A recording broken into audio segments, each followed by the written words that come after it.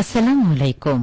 আজ সোমবার ১৪ বৈশাখ ৮ জিলকদ ২৭ এপ্রিল। বাংলাদেশ বেতার, রাজশাহী। স্থানীয় সংবাদ পড়ছি উম্মে সালমা।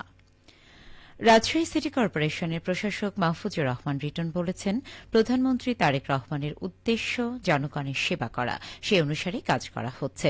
বর্ষার সময় নগরীর ড্রেনেজ সিস্টেমে অব্যবস্থাপনার কারণে পানি জমতে দেওয়া হবে না। তাই আগামী বর্ষা মৌসুমের আগেই নির্মাণাধীন রাস্তা ড্রেনেজ উন্নয়নের কাজ শেষ করতে হবে। এজন্য সংশ্লিষ্ট কর্মকর্তা ও ঠিকাদারদের নির্দেশনা দেওয়া হয়েছে।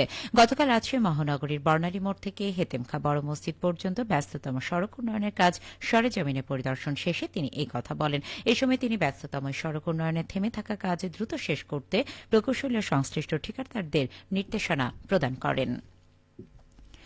বগুড়া নওগাঁ রাজশাহী আঞ্চলিক মহাসড়ককে জাতীয় মহাসড়কে উন্নীত করেছে সরকার। একই সঙ্গে সড়ক ও জনপথ সহজ অধিদপ্তরের আরও একটি আঞ্চলিক সড়ক সহ মোট ১৩টি সড়কের শ্রেণী পরিবর্তন করা হয়েছে।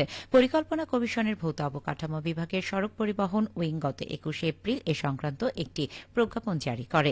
এতে স্থানীয় সরকার প্রকৌশল অধিদপ্তর এলজিডি ও স্থানীয় সরকার প্রতিষ্ঠানের অধীন ৯টি সড়ক সহজ অধিদপ্তরের কাছে হস্তান্তরের কথাও বলা হয়েছে। প্রজ্ঞাপন অনুযায়ী বগুড়া চারমাথা থেকে নওগাঁ হয়ে রাজশাহী পর্যন্ত প্রায় ১২২ কিলোমিটার সড়ক জাতীয় মহাসড়কের অন্তর্ভুক্ত হয়েছে। এই সড়কের অবিশ্বাস্য নতুনভাবে নামকরণের সিদ্ধান্ত নেওয়া হয়েছে। পরিকল্পনা মন্ত্রণালয় সূত্র জানায়, সড়কের সংজ্ঞা ও শ্রেণীবিন্যাস অনুযায়ী বিভিন্ন সংস্থার মধ্যে মালিকানা দায়িত্ব নিয়ে বিদ্যমান বিরোধ নিষ্পত্তি এবং সড়কের মানোন্নয়নের প্রস্তাব বিবেচনায় নিয়ে এই সিদ্ধান্ত নেওয়া হয়েছে। সওজ বগুড়ার তত্ত্বাবধায়ক প্রকৌশলী মোহাম্মদ হামিদুল হক বলেন, জাতীয় মহাসড়কে উন্নীত হওয়ার ফলে সড়কটি প্রশস্তকরণ সহ নিরাপত্তা ব্যবস্থা জোরদার করার সুযোগ সৃষ্টি হবে। এতে যোগাযোগ ব্যবস্থা আরও গতিশীল হবে বলে তিনি আশা প্রকাশ করেন। শিক্ষার মানোন্নয়ে নাটোর নবাব সিরাজদৌলা কলেজে উচ্চ মাধ্যমিক শ্রেণীর শিক্ষার্থী এবং অভিভাবকদের সাথে মতবিনিময় সভা করেছে কলেজ কর্তৃপক্ষ। গতকাল কলেজ অডিটোরিয়ামে অনুষ্ঠিত সভায় সভাপতিত্ব করেন কলেজের অধ্যক্ষ প্রফেসর মোহাম্মদ শফিক নিয়াজ। সভাধ্যক্ষ বলেন, ঐতিহ্যবাহী এই শিক্ষা প্রতিষ্ঠানে শিক্ষার মানোন্নয়নে শিক্ষক, শিক্ষার্থী এবং অভিভাবকবৃন্দের সমন্বিতভাবে দায়িত্ব পালন করতে হবে। শিক্ষার্থীদের নিয়মিত ক্লাসে আসতে হবে এবং অভ্যন্তরীণ পরীক্ষায় অংশগ্রহণ করতে হবে।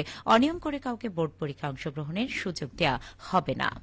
পাবনার ভাঙ্গুড়া উপজেলায় ভেজাল দুধ তৈরির বিরুদ্ধে অভিযান চালিয়েছে উপজেলা প্রশাসন। এ সময় ভেজাল দুধ তৈরির বিভিন্ন উপকরণ জব্দ করে তা ধ্বংস করা হয়েছে। গতকাল বিকেলে উপজেলার পৌর এলাকার সর্দার পাড়ায় অভিযান চালানো হয়। এতে নেতৃত্ব দেন উপজেলা সহকারী কমিশনার ভূমি ও নির্বাহী ম্যাজিস্ট্রেট জনাব মিজানুর রহমান। তিনি জানান, গোপন সংবাদের ভিত্তিতে অভিযান চালানো হয়। অভিযানের আগেই অভিযুক্তরা পালিয়ে যান। এ সময় ভেজাল দুধ তৈরির উপকরণ glucose jelly ৬০০ litre, sorbitol ৫০ litre, glycerine ২০০ litre জব্দ করে তা ধ্বংস করা হয়েছে। এ ধরনের অপরাধের বিরুদ্ধে অভিযান অব্যাহত থাকবে এবং ভবিষ্যতে আরও জোরদার করা হবে বলেও তিনি জানান। নাটোরের সিংড়ায় বজ্রপাতে এক ধান কাটা কৃষি শ্রমিকের মৃত্যু হয়েছে। গতকাল বিকেলে উপজেলার ডাহিয়া ইউনিয়নের ঠ্যাঙ্গাপাকুড়িয়া গ্রামে এই দুর্ঘটনা ঘটে।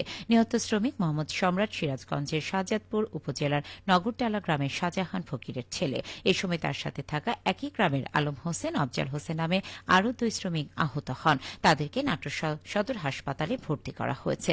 সিংড়া থানার ওসি রফিকুল ইসলাম জানান, উপজেলার ঠ্যাঙ্গাপাকুড়িয়া গ্রামের কৃষক আব্দুল আওয়ালের বাড়িতে ধান কাটার উদ্দেশ্যে ২০ জন শ্রমিক আসেন। মাঠে ধান কাটতে গিয়ে আকাশে মেঘ দেখে কাজে বিরতি দিয়ে একটি টিনের চালা ঘরে আশ্রয় নেন শ্রমিকরা। হঠাৎ বজ্রপাত ওই ঘরের টিনের চালে পড়লে শ্রমিক সম্রাট সহ ৩ জন আহত হন। তাদের উদ্ধার করে নাটোর সদর হাসপাতালে নেওয়া হলে কর্তব্যরত চিকিৎসক সম্রাটকে মৃত ঘোষণা করেন। এদিকে বগুড়ার গাবতলী উপজেলায় ছাগল আনতে গিয়ে বজ্রপাতে এক যুবকের মৃত্যু হয়েছে। গতকাল বিকেলে উপজেলার সোনারাই ইউনিয়নের মুচিখালী গ্রামে এ ঘটনা ঘটে। নিহত সুমন ওই গ্রামের বাসিন্দা আব্দুল করিমের ছেলে। পুলিশ ও স্থানীয় সূত্রে জানা যায়, বিকেল ৪:৩০টার দিকে হঠাৎ বৃষ্টি ও বজ্রসহ আবহাওয়া বিরূপ হয়ে ওঠে। এ সময় বাড়ির পাশের জমিতে থাকা নিজের ছাগল আনতে যান সুমন। জমিতে পৌঁছানোর কিছুক্ষণ পরই বজ্রপাত হলে তিনি ঘটনাস্থলেই মারা যান। গাবতলী মডেল থানার পুলিশ পরিদর্শক তদন্ত আবু মুসা বলেন, খবর পেয়ে পুলিশ ঘটনাস্থল পরিদর্শন করেছে। এ ঘটনায় একটি অপমৃত্যুর ইউটি মামলাও হয়েছে। সবশেষে আবহাওয়া। আজ সকাল ৬টায় রাজশাহীতে তাপমাত্রা ছিল ২৩.৫ ডিগ্রি সেলসিয়াস। এ সময় বাতাসে আর্দ্রতার পরিমাণ ছিল ৯৫%। রাজশাহী পার্শ্ববর্তী এলাকায় আজ সূর্যোদয় হয়েছে ভোর ৫টা ৩৩ এবং সূর্যাস্ত সন্ধে ৬টা ৩৩। সংবাদ শেষ হল। আমাদের পরবর্তী স্থানীয় সংবাদ প্রচারিত হবে দুপুর ১২টা ১০।